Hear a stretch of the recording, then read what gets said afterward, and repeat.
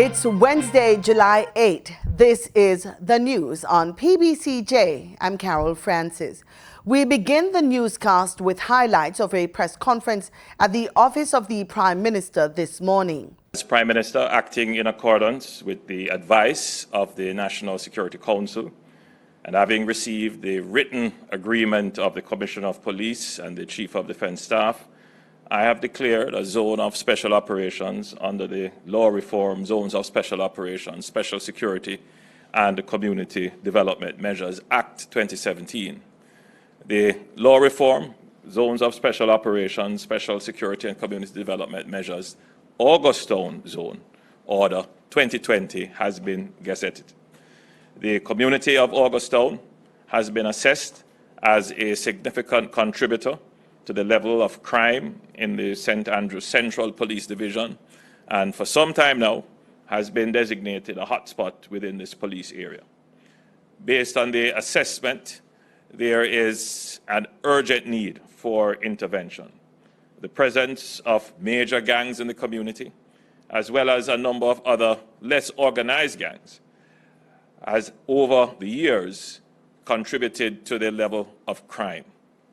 Additionally, the criminal activities of these gangs are not only restricted to the geographical boundaries of the community, but have negatively affected other areas. The community in 2016 went a year without murder, and it has been the beneficiary of several anti-violent social intervention efforts over the decades. Home to a rich cultural history, and with its proximity to the University of the West Indies and the University Hospital of the West Indies, the community is being robbed of its true potential. The community of Augustown has seen significant levels of violence. A major contribution to these incidents is the prevalence of numerous weapons and ammunition in the hands of gangs. The security situation has proven to be well beyond normal policing and requires, therefore, the special measures that we have recommended. Earlier this morning, the Jamaica Defence Force and the Jamaica Constabulary Force deployed to sections of the community of Augustown to begin preparation for the declaration of the Zone of Special Operations along the following boundaries. To the west, beginning at the intersection of Goldsmith Villa Road and Princess Alice Way, the boundary extends in a westerly direction along Princess Alice Way to the Goldsmith Villa Seventh-day Adventist Church, and then southeasterly for approximately 190 meters, and then in a northerly direction running along the eastern boundary of the University of the West Indies wastewater treatment plant to its intersection with Mona Road and Hermitage Road. To the north, continuing from the intersection of Mona Road and Hermitage Road, the boundary runs in an easterly direction along Hermitage Road to its intersection with University Road, and then continues in an easterly direction to its intersection with the Hope River. To the east, continuing from the point along the Hope River just named, the boundary extends in a southeasterly direction along the Hope River to its intersection with River Bottom Road, that is in the vicinity of Bedward Gardens.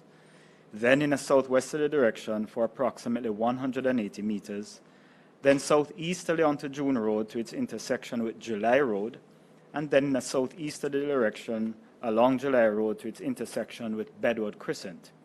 It then goes around the crescent to the intersection with Augustown Road. Finally, to the south, from the intersection of Bedward Crescent and Augustown Road, the boundary extends southwesterly along Augustown Road for approximately 280 meters, and then westerly for approximately 1.7 kilometers along the foot of the mountain, of the Long Mountain range to the start point at the intersection of Goldsmith Villa Road and Princess Alice Way. This operation is another element of the long-term plan to change the culture of violence in Jamaica. The increased security presence is to pave the way for the community interventions that are an important component of this plan. The Ministry of Health and Wellness has reported that 8 more patients have recovered from the coronavirus COVID-19, bringing the total number of recoveries to date to 599. The ministry has also reported 8 new cases of COVID-19. The total number of confirmed cases now stands at 745. The new cases consist of 5 females and 3 males, with ages ranging from 20 to 52 years. 6 of the new cases are imported from the United States. The other 2 are contacts of imported cases. The new cases have addresses in St. Catherine, St. James, Westmoreland, and St. Anne. The Ministry of Health and Wellness has spent $3.8 billion of the $6 billion allocated to it to combat the spread of COVID-19. Health Minister Dr. Christopher Tufton says $1.7 billion was spent on medical equipment, including personal protective gear and COVID-19 test kits. Minister Tufton shared that information during his sectoral presentation in the House of Representatives on Tuesday. Simone Absalom has more in this report. Health Minister Dr. Christopher Tufton says the regional health authorities, which have direct management and operational responsibility for the island's public hospitals and health centers, were provided with a large portion of the funds. The provision of some $775 million in financial support to our health authorities to help meet the needs associated with the response efforts. Infrastructure upgrade to the tune of more than $89 million, including equipping hospitals with an additional 63 intensive care and high dependency units. The provision of medical equipment such as personal protective gear and COVID-19 test kits to the tune of more than $1.7 billion. And the procurement of more than $500 million in prescription drugs from the National Health Fund to ensure the effective treatment of the symptoms of persons with COVID-19. Other costs covered the retrofitting of facilities to be used for quarantine and isolation, as well as care for persons who are suspected or confirmed to have COVID-19. Dr. Tufton says he believes that the country has received value for the money spent. As evidenced by the slowing of the disease, which has resulted in a less than expected number of cases and hospitalizations here on the island. In fact, Mr. Speaker, Jamaica has so far kept the number of cases below the health system capacity to respond, Mr. Speaker, and that's a very positive indicator of the way we have managed and spent the resources. Dr. Tufton says even though more than 700 persons have tested positive for COVID-19 in Jamaica, only 14 have been critically ill and 11 moderately ill. And Jamaica's novel coronavirus mortality of 1.4% is lower than average. The health minister says the efficient management of the pandemic is a laudable effort, thanks to those involved. When compared to other jurisdictions, I believe we can safely say that the health system in Jamaica is working to protect the citizens of Jamaica, Mr. Speaker. Tribute to the public health system and to the administration that has given critical support. Mr. Speaker, so I pause here and I ask members to salute with me the public health workers across the length and breadth of Jamaica. Meanwhile, Dr. Tufton says a COVID-19 recovery plan is coming soon. He says the plan is to, among other things, attain an adequate legal framework to enable implementation of actions in response to COVID-19 and any other biohazard public health emergency. Simone Absalom for the news on PBCJ. The management of Devon House Development Limited has taken additional steps to prevent any further breaches of the Disaster Risk Management Act by one of its tenants.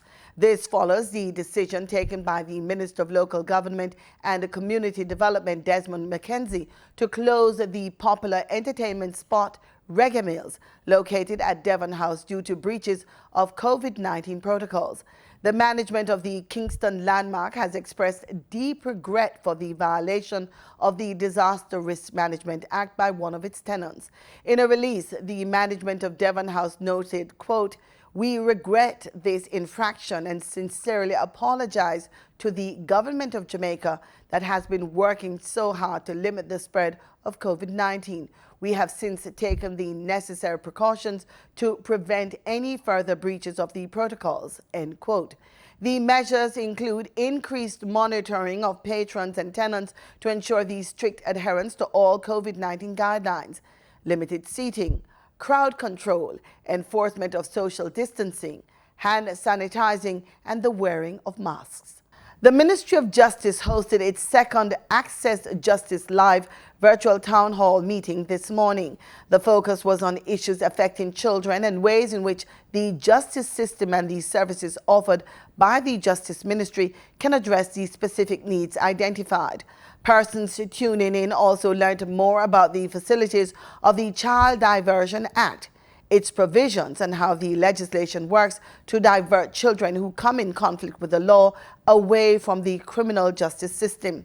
Several stakeholders from across the justice sector, including the Minister of Justice, Delroy Chuck, representatives from the Victim Services Division, the Legal Aid Council, and the Jamaica Constabulary Force made up the panel. Former Minister of Science, Energy and Technology, Dr. Andrew Wheatley, has filed a claim in the Supreme Court for the judicial review of the Integrity Commission's Petrojam oil refinery report and its findings.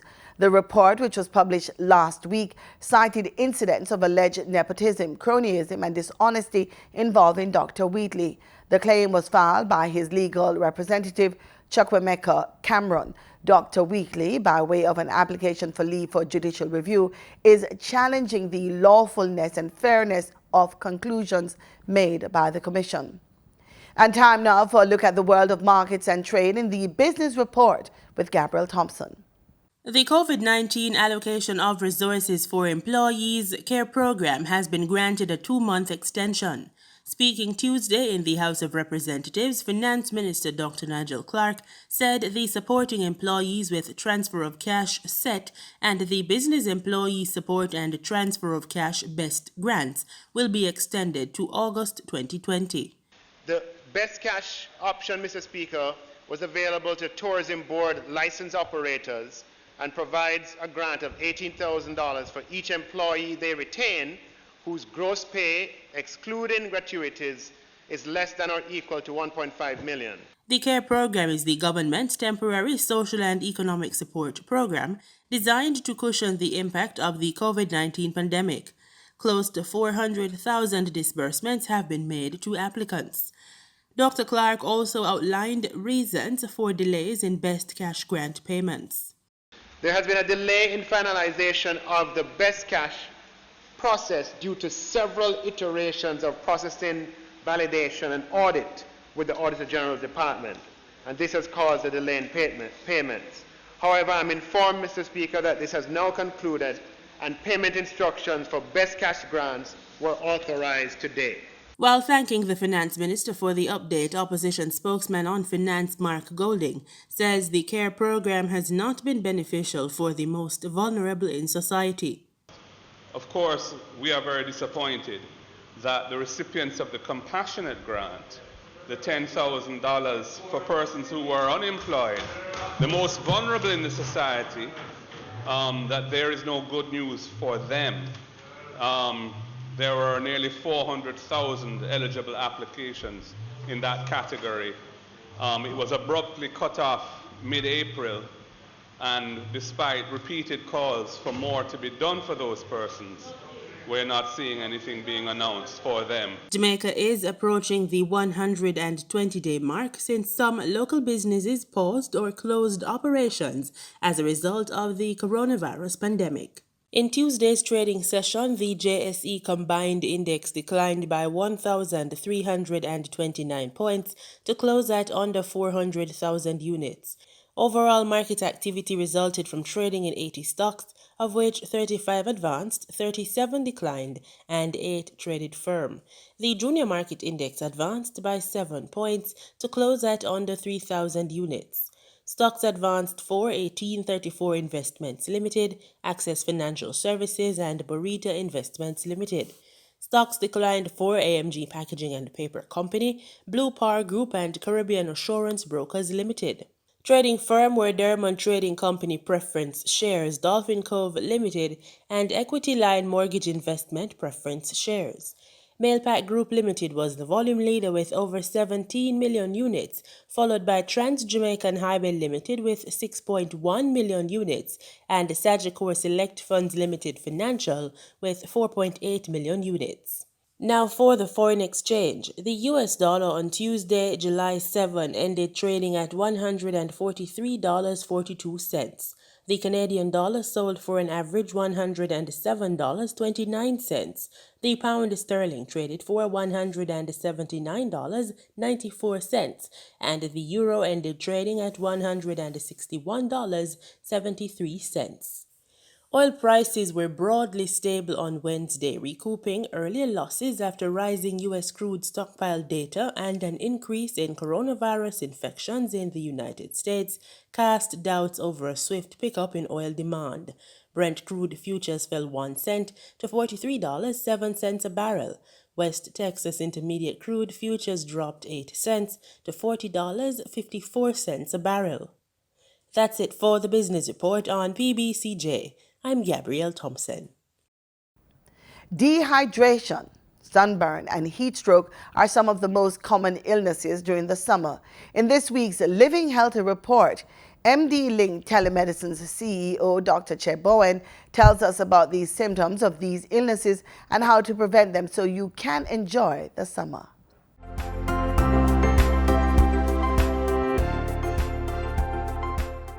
You can get dehydrated when you use or lose more fluid than you take in. That means your body doesn't have enough water or liquid to carry out its normal functions. More or less what you're looking at is a decrease in volume of fluids in your body. So you would end up feeling dry eyes, dry mouth, dry tongue. You may feel tired, lightheaded, weak. You may notice your urine is more yellow than usual, or even your heart is racing. And those are all symptoms of dehydration. How do we prevent dehydration? Gatorade is good.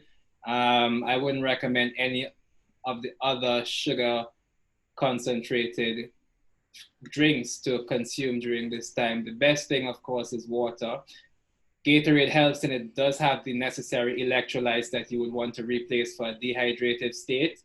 So in terms of hydration, you're sticking to your H2O, your water, and maybe your Gatorade, but you don't want to go to the sugary drinks. That could even leave you even more dehydrated. Again, dehydration, you're losing fluids. You want to replace those fluids. So if you're dehydrated, you want to try your best to drink as much fluids as possible. If it's a case where your dehydration has you so weak that you can't drink fluids, you want to look at an IV. So you want to go into a clinic or a hospital and get an IV drip set up. They can quickly run fluids into your body and have you back on track in no time. When your skin is exposed to the sun and it gets red and sore, then you are experiencing sunburn. Sometimes the affected skin can flake and peel after a few days. So sunburn, more or less, we will be looking at an inflammatory reaction of the cells in the skin, the melanin cells to be specific, and they are reacting to UV light. So that's what sunburn is. Now, the important thing is that melanin provides, not only does it provide a dark pigment, but it also provides a protective situation for the sun, for the UV radiation. So it protects against UV light, and therefore it protects from your skin progressing to sunburn or even something worse like skin cancer. What you would want to do to treat it is simply, stop the sun, put on a long t-shirt, put on a long pants, and then you can apply antibiotic ointment to protect it, prevent any infection, which is the main concern. And in fact, the best antibiotic to this date is silver sulfadiazine. If you're feeling fine and you just notice that you have a sunburn, it's painful, you notice it's red, then sure, you can log on to MD-Link, www.themdlink.com, or download the MD-Link Health app quickly see a doctor, show them your sunburn location, they can examine it and quickly write off or send off a prescription for you. Save you time, money, and traffic even. Can dark-skinned people get sunburn? Dark-skinned people are less likely to get sunburn. In fact, the level of melanocytes, which gives the pigment in your skin, determines how well you can function with the UV radiation. So dark-skinned people are definitely less likely to get sunburn than light-skinned persons. And based on your genetics, that can make up the different levels of melanocytes in your skin. And therefore, based on that actually shows you why some people can tan and some people get sunburn. Because the people that can be in the sun and just get a tan, they have a higher level of melanocytes. Does that mean we don't have to wear sunblock? We definitely should wear sunblock. Everyone should wear sunblock. The UV light is not a good thing. It damages our skin, it produces wrinkles, and it leads to skin cancer. So even something that is traditional like sun tanning, that is not medically advised. That's exposing your skin to UV light. It could lead to dehydration, sunburn, sun exhaustion, heat exhaustion, heat stroke, and in worst case scenario, skin cancer. In the summer, the temperatures can get so high you can literally fry an egg on the sidewalk, and you can also get a heat stroke. Symptoms, you're looking for an escalation from the dehydration symptoms. So yes, you're feeling tired, you're weak, you're thirsty, your urine, if you're producing urine, is yellow. But with a heat stroke, you're actually not sweating. All of your fluids have been depleted, so you're not sweating, your heart may be racing, you may even have loss of consciousness and a headache. So a heat stroke is definitely more towards the lines of an emergency and something you should go into hospital to be treated for. Thanks for watching Living Healthy. In regional news, the National Trade Union Movement in Trinidad and Tobago says it will assess the government's performance on August 10. More in this report from TTT's News. Naughty Prime Minister. National Trade Union Centre leader Watson Duke did not mince words during the media conference at the NUGFW office. It's NATOC's view the government is anti-trade union. Mr. Duke, who is offering up himself as a candidate for Tobago East, said not only did government not raise salaries, they also reduced the value of the salaries. You took items, food items, that was zero rated where VAT is concerned, and you place a 12.5% VAT on those zero items. But Minister of Public Utilities Fitzgerald Hine said the government does not share that view. TTT News spoke with a Laventille West candidate via phone. The government at one time in this country, and it still exists as I speak, made it possible for persons earning under $6,000 a month. Once your salary is not more than $6,000 a month, you pay not one single cent in income tax. First Vice President of NATOC, NUGFW leader James Lambert, said they presented documents to the government by request pertaining to pension plans for daily rated workers. He said the documents were provided to at least 3 ministers, but nothing has been done since then. Your government as the mama guy government in the Republic of Trinidad and Tobago. You are a mama guy government. He said having pension plans for only monthly paid workers and not daily rated workers is like a father only caring for some of his children.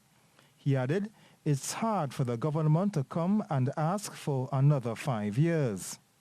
I'm not waiting on the 10 to correct nothing. I am saying it is dismal. Mr. Hines said the government looks after the interest of all of Trinidad and Tobago. Since 2012, coming down the road, we saw earlier this year, a few months ago, where oil prices went to sub-zero, below zero, negative. those are the circumstances in which Trinidad and Tobago finds itself. We consider that we have done particularly well, and those who understand what is required would agree with and support the government. Last Friday, the Prime Minister announced the election date as Monday, August 10th. Ian Wason, TTT News. Over in St. Lucia, a donation of PPE items was made to taxi operators on the island in preparation for the resumption of tourism and travel. Cecile Actil of MBC Prime News reports. The taxi sector has been struggling to come to terms with the global COVID-19 pandemic. Since the inception of the pandemic, the cruise ship sector as well as the air travel sector has been severely compromised, thus crippling St. Lucia's vital tourism industry. The Ministry of Tourism has been working with various subsectors in preparation for the resumption of travel. Tourism Minister Dominic Fady stated that there were factors that were considered despite the situation in the US and the UK. There is the temptation to consider all the people that are on the breadline. And when we think of them, you know, we get calls every day, people that are on NIC, unemployment benefits, the applications were somewhere over 18,000. That gives you a clear indication of what's happening in the economy, and as well as the other income support program from the government attracted another 2,500, I believe, applications. So you have clearly empirical evidence which suggests that there are over 20,000 people that are unemployed. Now, surely, no government, no reasonable or right-thinking individual could ignore that completely. Various trainings with regards to health and safety were held over the past few weeks throughout the island for taxi operators. 1,000 persons participated in the exercise. The priority for us for resuming the taxi operations for tourism and travel was to really look at the ports of entry where the traffic would be, and to look at those taxi operators who were designated to operate at the hotels, who are COVID certified in the first phase.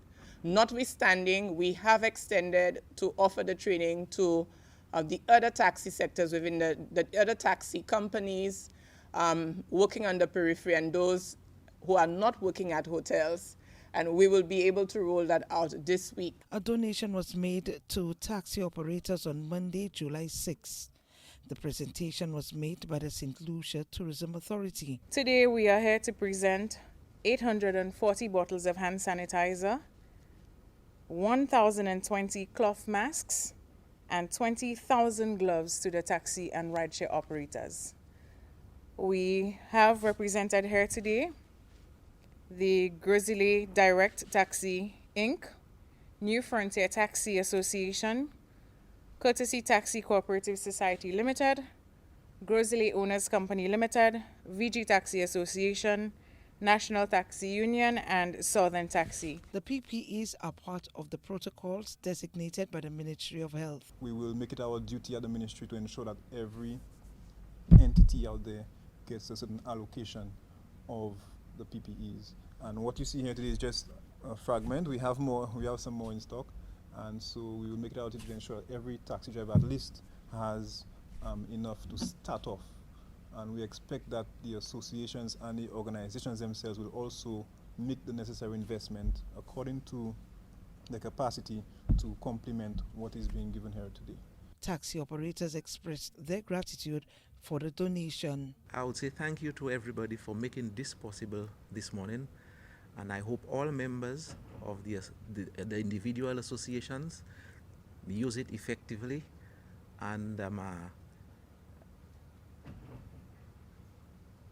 making it possible for us to open this industry at this time of year when we know COVID is very difficult for everybody. We hope this will go a long way in making our jobs very efficient. And we have to give credit to the government and the ministry for the way this whole COVID-19 situation has been handled. I must say that when you consider the fact that all taxi drivers are in waiting, not receiving a salary.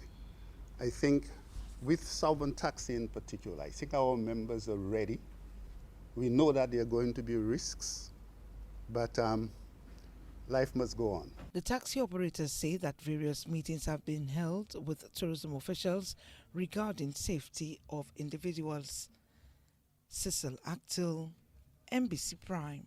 In sports, the football's world governing body FIFA says it has withdrawn from mediation with the Trinidad and Tobago Football Association, TTFA, because the lawyers for the TTFA failed to keep the matter confidential. FIFA and the TTFA have been in a standoff since March when the freshly elected administration was dissolved. FIFA then installed a normalization committee to manage the affairs of the heavily indebted association. In June, lawyers representing the TTFA requested the matter be resolved through mediation. Following media reports about the mediation, FIFA issued a statement on Tuesday, officially withdrawing from the mediation. FIFA has also said it does not accept the jurisdiction of a local court in Trinidad and Tobago to decide on the legality of the appointment of the Normalization Committee. FIFA says it only recognizes the authority and jurisdiction of the Court of Arbitration for Sports in these matters. And that's our package. Join us again tomorrow, same time, same place, for more news and sports right here on PBCJ, the People's Station.